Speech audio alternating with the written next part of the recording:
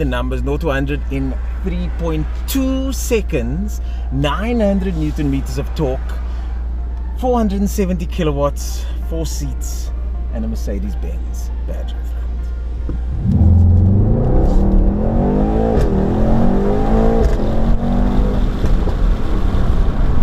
Oh, and did I mention it's got drift mode?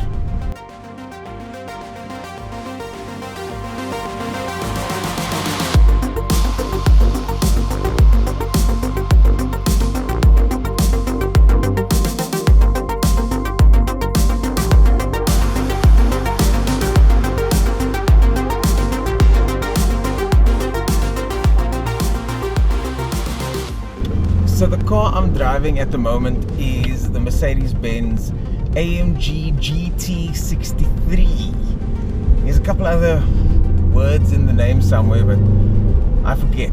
All I know is that it is stupendously fast. It's probably the fastest production road car I've driven in a very, very, very long time. I mean, Audi R8 V10 Plus is still fastest accelerating car, and I think this is probably a close second. But it's a big car. It's 2.1 tons. Let's start with the interior. It's got 2 giant screens on the front here, a flat dashboard, and I had the GT53, so a lot of that is similar in here.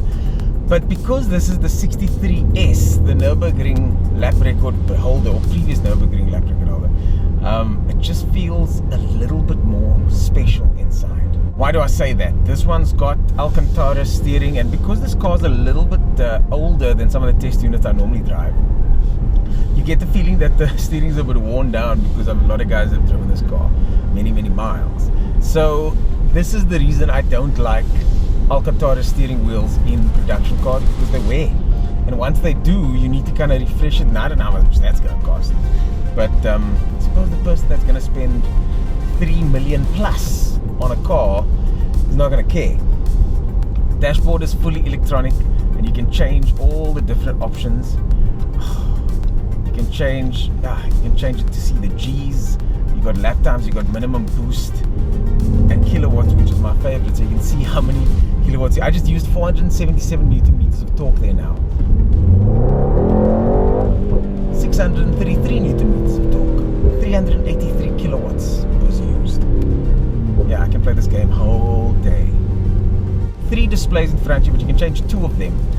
And it's relatively intuitive once you learn how this works. Now, before, people have said that the build quality in some Mercs are bad. I haven't really seen it, but again, I'm not an expert on build quality, and for me it looks kind of nice. Piano black fittings, which not my favorite, but it kind of works in this car. You got the brushed aluminium speaker covers here, like in the other one. Seats are very, very good. Whew, these seats are supportive, and they need to be though.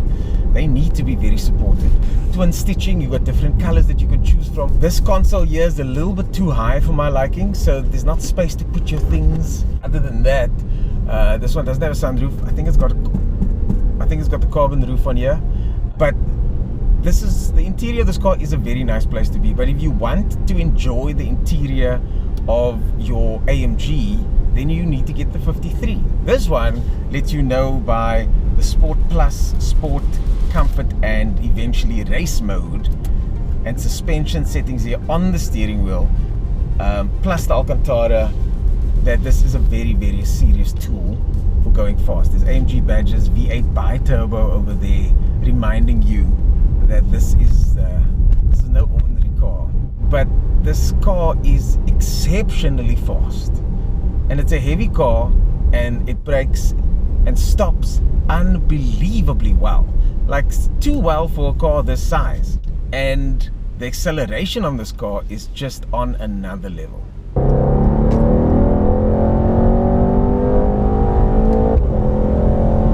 This, of course, is the 4-wheel drive system in here that's switchable to rear-wheel drive, and I've had this car for almost a week and I haven't even done it yet.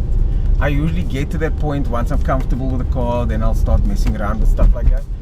But this car is just too expensive and too fast, and maybe after this video when I'm alone, I'll probably find a quiet place to do some donuts or something.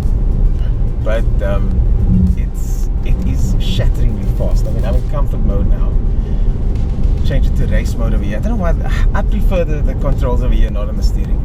And then got the wing up, exhaust button engaged, and you just floor it.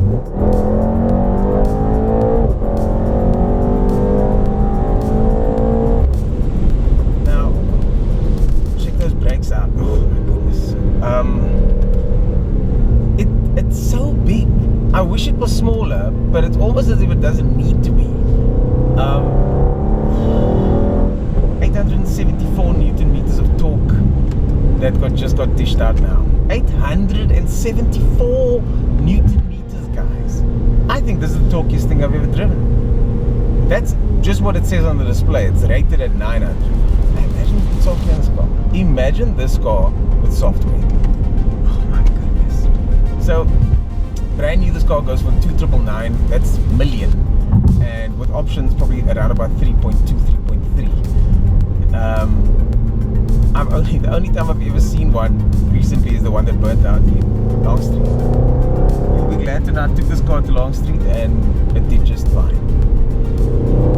When it comes to handling on this car, it is just unbelievably, ridiculously good at taking corners. I can't believe that such a big car takes corners so well.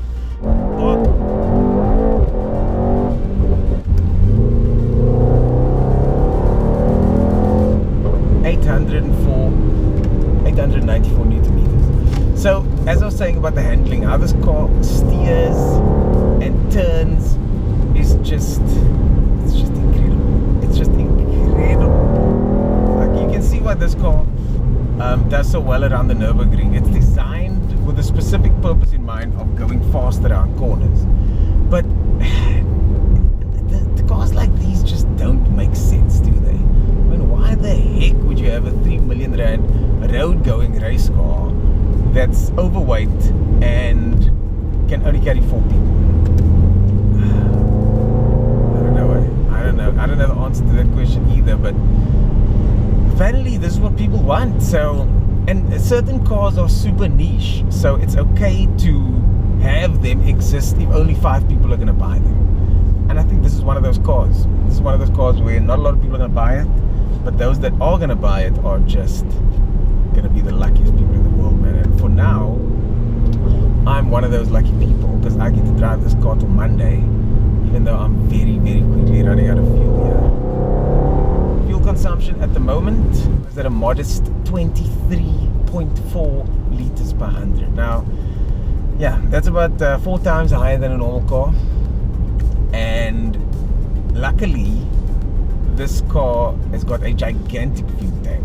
So the fuel is actually lasting pretty long. And it's also got a mode here where it drives in 4-cylinder mode. Now, 4-cylinder mode is supposed to save fuel, but I don't think it saves like that much, to be honest. It makes the engine go quite quiet though, which is nice. But yeah, because of these giant 21-inch wheels, even if the engine's quiet, it's still a fairly hard car to drive unless you're on a smooth road. If you're on a smooth road, then it's all good. Then it's copacetic. But if you're on like a bumpy road, then it's a bit of a problem. This one's got the 9-speed gearbox, and although I don't usually like cars like the Mustang that have 10-speed gearbox, I think the Mustang's 10-speed is just unnecessary, if you ask me. But the 9-speed in here kind of does seem to work because of the amount of power that the car has. And because there's so much power, the acceleration is just so unrelenting that you just go brrr, brrr, next gear, next gear, next gear, next gear, next gear. Man, it's so very, very fast. The other day, I was on the highway, and there was a guy in a van that was driving next to me. There's a guy in a van driving next to me, and he gave me a thumbs up. He was taking pictures of the car, and I popped the wing up and down a couple of times, and then I just put my foot down. By the time I had overtaken a couple of cars, I looked back and this guy was way, way, way further back in the rearview mirror. So what's fascinating is how quickly you cover ground in this car. It just goes from here to there as if there's nothing in between. It's effortless. Now with the V8 twin turbo, same as with the Jag that I had the other day, you get that effortless acceleration. You just put your foot down, doesn't matter what gear you're in. 900 Newton meters will make sure that you go very, very fast, very, very quickly. You can of course get the engine to make cracking and popping sounds. Let's go to race mode.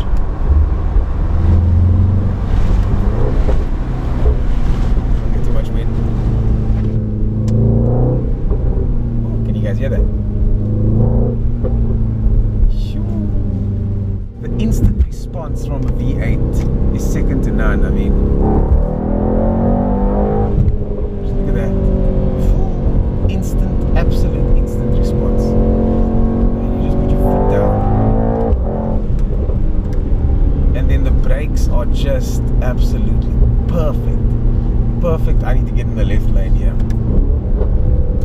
Cracks and pops. And I'm still not used to the speed, I'll be honest with you, I'm still not used to the speed of this car. Let's see, this guy's gonna get out the way now.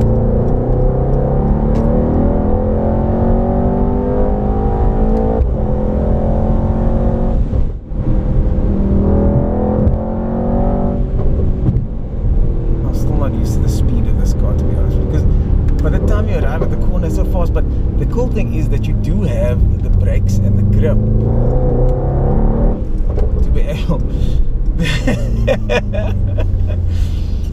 Yeah. Now this car is. It's a race car. It's a 2-ton race car.